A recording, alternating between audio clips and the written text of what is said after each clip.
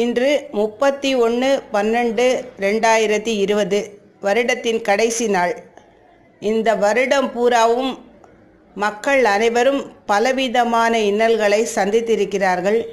இனிவரும் ஆண்டில் அந்த இன்னல்கள் அற்று திருவேங்கடமுடையான் திருவருள் ஒன்று மட்டுமே நம் அனைவரையும் காக்கக்கூடியதாக இருக்கும் என்ற நம்பிக்கையுடன் நாளை தொடங்கவிருக்கும் நாளில் அனைவரும் திருவேங்கடமுடையான் அருளை அடைந்து இன்னல்கள் இன்றி வாழ வேண்டும் என்று அவரது அருளை பிரார்த்திக்கின்றோம்.